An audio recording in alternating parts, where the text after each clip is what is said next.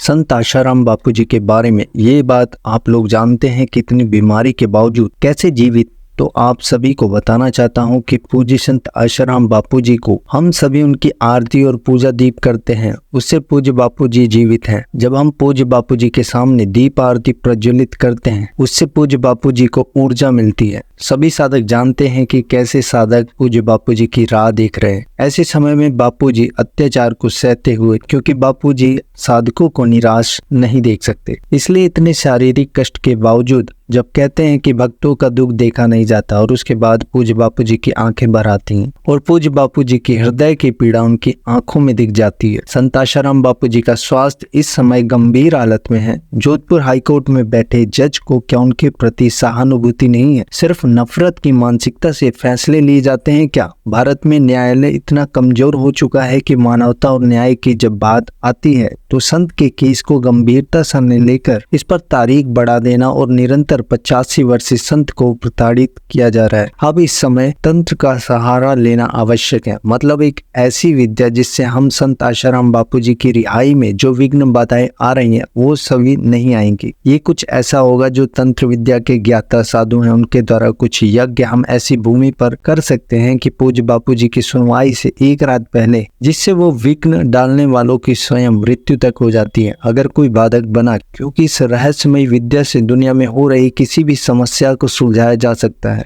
तंत्र साधना से जुड़े कुछ साधुओं ने बताया है कि संत आशाराम बापूजी की रिहाई के लिए वो साधु इस यज्ञ के प्रयोग से कार्य सिद्धि होगा। न्याय करने वाले जज को उसी यज्ञ के द्वारा हुई प्रेरणा से ही कार्य करेंगे। इस यज्ञ से जुड़े अनुभव मैं आपके साथ शेयर जरूर करूंगा। हरिओम।